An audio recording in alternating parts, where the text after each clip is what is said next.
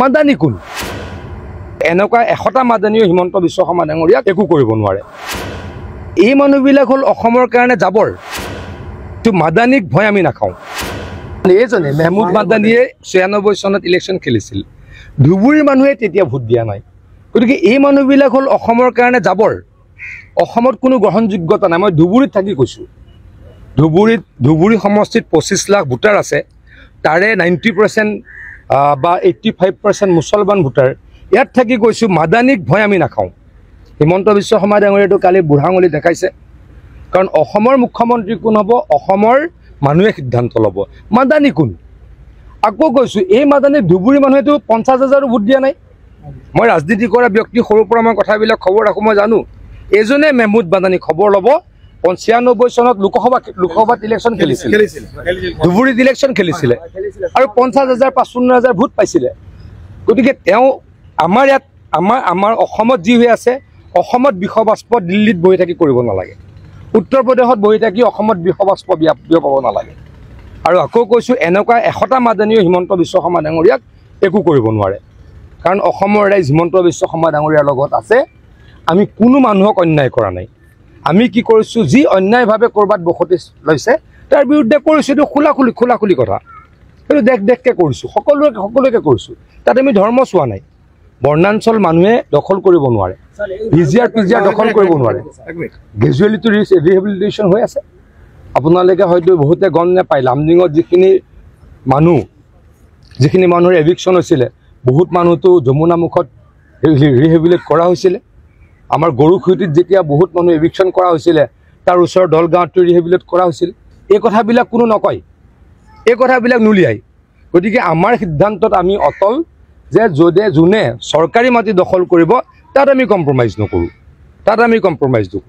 তাৰ লগে লগে এটা কথা কওঁ, এনেকুৱা 100টা মাদানী, 1000টা মাদানীয়ে হিমন্ত বিশ্ব শৰ্মা ডাঙৰীয়াক একো কৰিব নোৱাৰে। আৰু যিমান কৰিবলৈ চেষ্টা কৰিব সিমান তেওঁলোকৰ বেয়া হ'ব। মাদানী কোন? এনেকুৱা 100টা মাদানীও হিমন্ত বিশ্ব শৰ্মা ডাঙৰীয়াক একো কৰিব নোৱাৰে।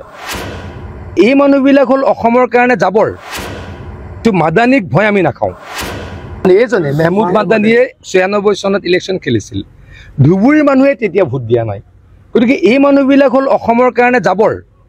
অসমত কোনো গ্ৰহণযোগ্যতা নাই। মই ধুবুৰীত থাকি কৈছোঁ, ধুবুৰী সমষ্টিত 25 লাখ ভোটাৰ আছে। তাৰে 90% বা 85% মুছলমান ভোটাৰ। ইয়াত থাকি কৈছোঁ মাদানীক ভয় আমি নাখাওঁ। হিমন্ত বিশ্ব শৰ্মা ডাঙৰীয়াটো কালি বুঢ়াঙুলি দেখাইছে। কাৰণ অসমৰ মুখ্যমন্ত্ৰী কোন হ'ব, অসমৰ মানুহে সিদ্ধান্ত ল'ব। মাদানী কোন? আকৌ কৈছোঁ, এই মাদানী ধুবুৰী মানুহেতো 50,000 ভোট দিয়া নাই। মই ৰাজনীতি কৰা ব্যক্তি, সৰুৰ পৰা মই কথাবিলাক খবৰ ৰাখোঁ, মই জানো। এজনে মেহমুদ মাদানী খবৰ ল'ব। 96 চনত লোকসভাত ইলেকশ্যন খেলিছিল, ধুবুৰীত ইলেকশ্যন খেলিছিলে আৰু 50,000 55,000 ভোট পাইছিলে। গতিকে তেওঁ আমাৰ অসমত যি হৈ আছে, অসমত বিষবাষ্প দিল্লীত বহি থাকি কৰিব নালাগে। উত্তৰ প্ৰদেশত বহি থাকি অসমত বিষবাষ্প বিয়পাব নালাগে। আৰু আকৌ কৈছোঁ, এনেকুৱা 100টা মাদানীও হিমন্ত বিশ্ব শৰ্মা ডাঙৰীয়াক একো কৰিব নোৱাৰে। কাৰণ অসমৰ ৰাইজ হিমন্ত বিশ্ব শৰ্মা ডাঙৰীয়াৰ লগত আছে।